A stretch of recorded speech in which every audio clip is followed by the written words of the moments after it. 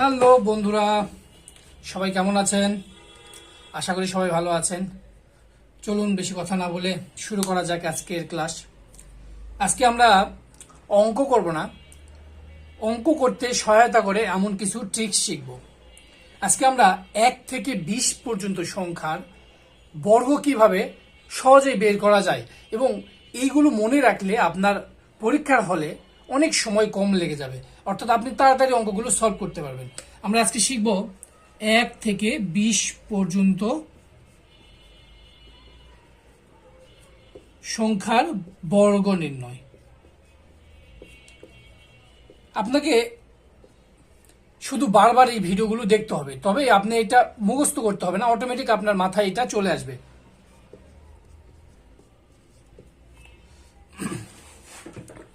আমরা একের বর্গ আমরা সবাই জানি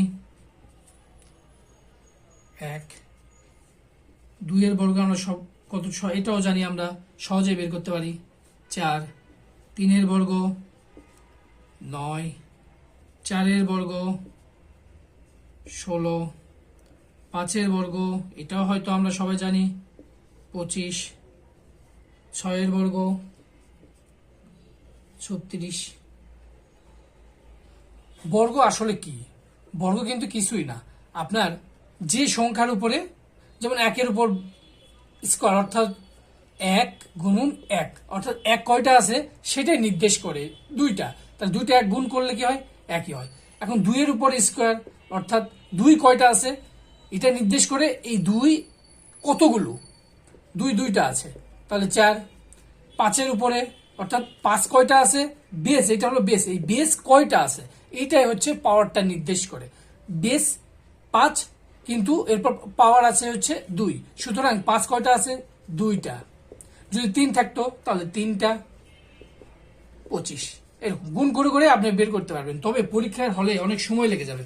এজন্য আপনাকে এগুলো মনে রাখতে পারলে অনেক হেল্পফুল হবে, আপনার জন্য পরীক্ষার হলে অনেক হেল্পফুল হবে। বিশ্বাস না হলে আপনি ট্রাই করে দেখতে পারেন। আপনি এগুলো বারবার দেখবেন, দেখার মাধ্যমে শিখে গেলেন, পরবর্তীতে পরীক্ষায় অ্যাপ্লাই করবেন, দেখবেন আপনার সময় অনেক কমে আসবে। 7 এর বর্গ 49, 8 এর বর্গ 64, 9 এর বর্গ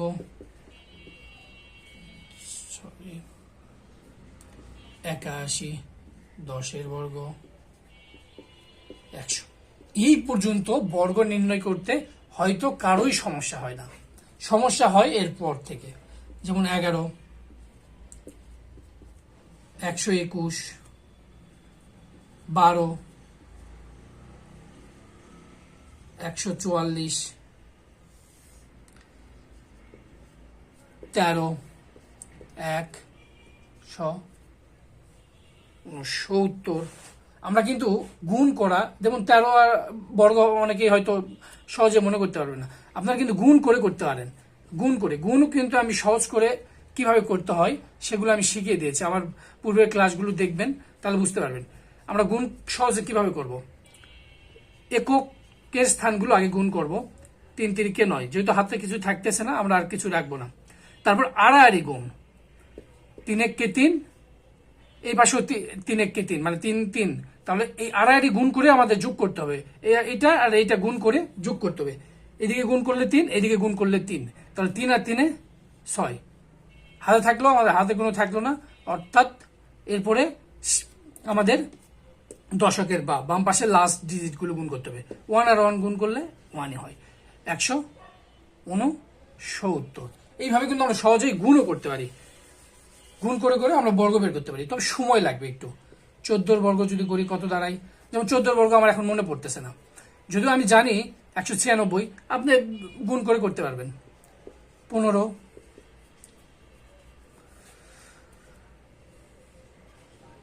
225, 16, 256, 17, 289, 18, 324, 19, 361, 20, 400। এই ছিল 1 থেকে 20 পর্যন্ত সংখ্যাগুলোর বর্গ নির্ণয়। আমরা পরবর্তী ক্লাসে এই সংখ্যাগুলোর আমরা বর্গমূল নির্ণয় করা শিখাবো। ধন্যবাদ সবাইকে। যদি ভিডিওটি ভালো লাগে শেয়ার করবেন এবং সাবস্ক্রাইব করতে অবশ্যই ভুলবেন না।